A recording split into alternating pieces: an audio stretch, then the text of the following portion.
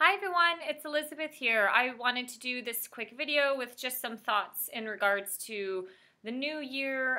People are, going through some changes and transformations in life and just wanting to share some thoughts that maybe we should find some more joy in 2020. So humans are complex creatures. It's no secret that humans have been kind of messed up since the dawn of man. We are human beings with flaws and weaknesses and egos that have led ourselves to self-destruct, but also have led us to, fight on a political level, lead us to war, have a lot of hate and division in life. And so one thing I was thinking about lately as I've read kind of the Sunday newsletter that I get from the University of Metaphysics in Sedona, Arizona, is that maybe we should start to seek more joy in life. And I try to avoid the word happiness because a lot of times when we're trying to chase happiness, happiness is a very temporary feeling. And a lot of times we grab or grasp onto happiness from external things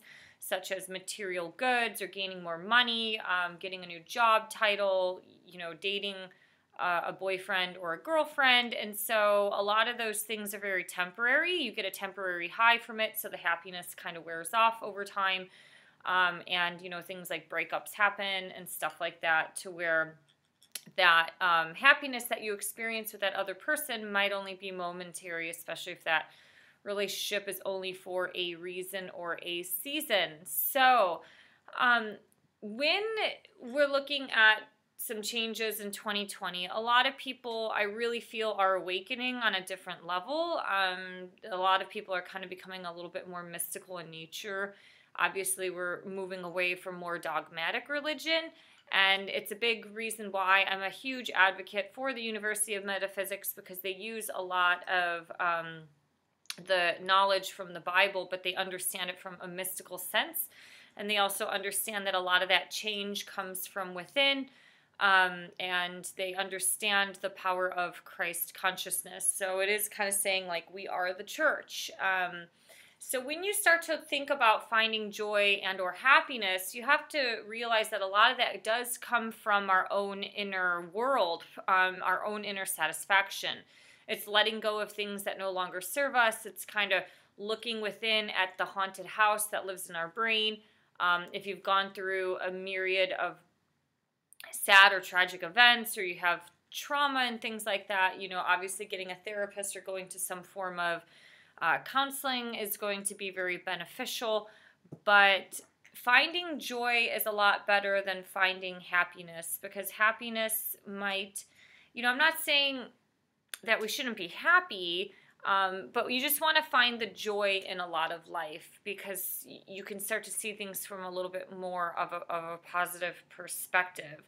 I've had conversations about joy and happiness with a client, and she's like, why would I ever want to live in a world or in my own life where I'm not happy? So if this person is bringing me down, it might not be the right partner. Or if this job is consistently crushing my soul, like eventually I'm going to have to look for a new job.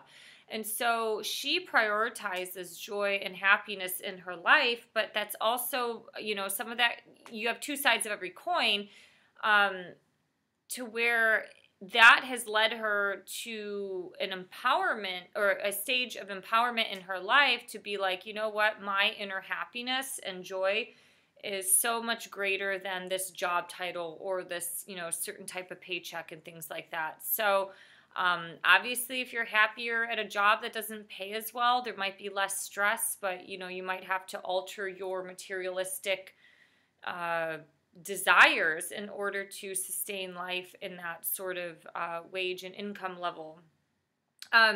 So here are just some tips that I have in regards to kind of finding joy and happiness, is that you have to stop waiting to be happy. This is the thing that a lot of people do. It's like, when I get in a relationship, I will be happy.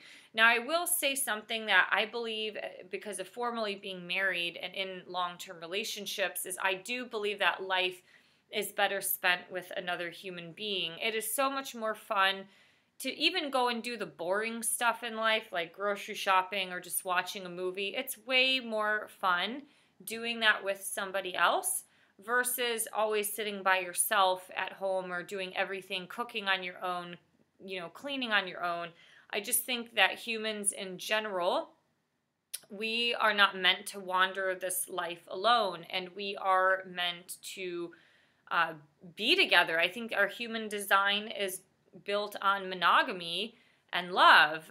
So I just don't think it's abnormal for people to crave, an intimate romantic relationship. But I do think to some degree you have to be able to sustain life and find a little bit of inner joy and happiness on your own and being comfortable being on your own. So then it doesn't lead to things like codependency or, having like massive attachment issues and stuff in the other.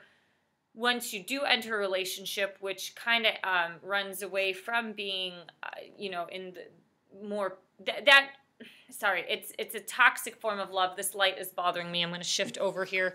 Sorry.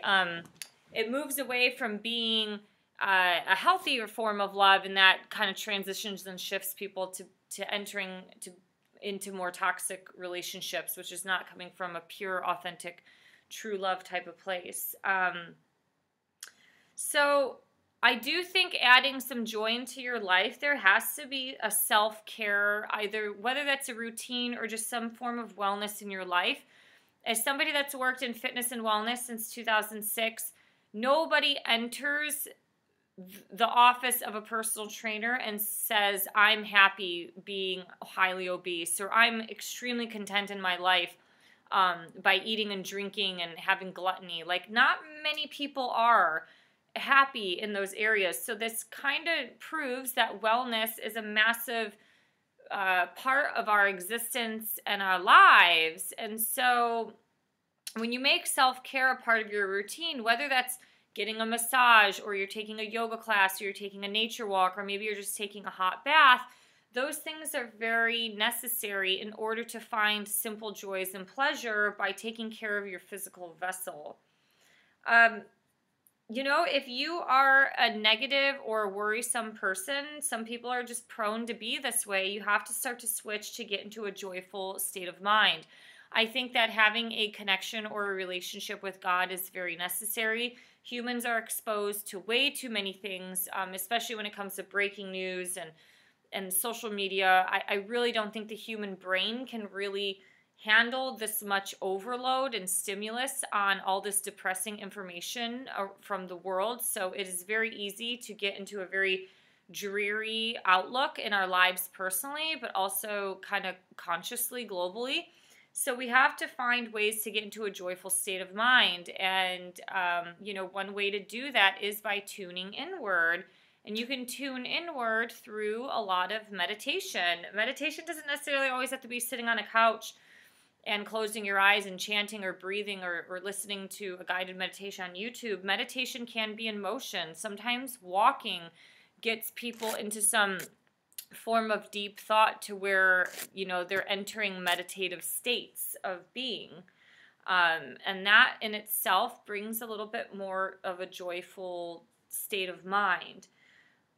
Once you can start to appreciate the small things in life, a lot of times we tend to shift lenses. We tend to look at a lot of things in life that are big and glamorous or that, fulfill the material desire. But once you start appreciating the small things, I think that comes from kind of a deeper and more wise space in life.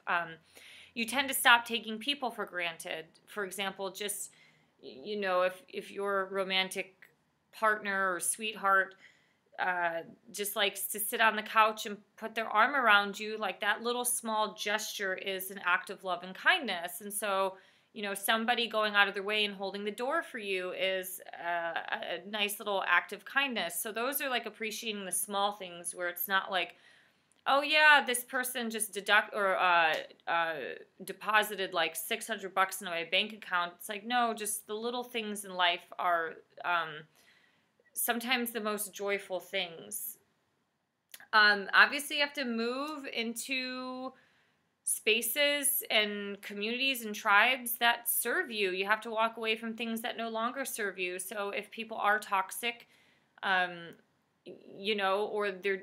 maybe your friends are drinking too much and making bad choices, or maybe a lot of these people are unfaithful to their partner. It's like humans can be easily influenced, and so can you be like a rock to avoid a lot of those really negative temptations? Not many people, you know, how many alcoholics claim that they're happy? How many people who are, you know, rampantly running around cheating on their spouse or going to like all these sex parties and things, like how many of those people are really truly happy? You know, there's an outlier and exception to every community, so they might be drunk and happy, but for the most part most people aren't. So you have to start to surround yourself in more positive communities and start to walk away from the things that no longer serve you, or you have some form of border and boundary with certain types of friendships.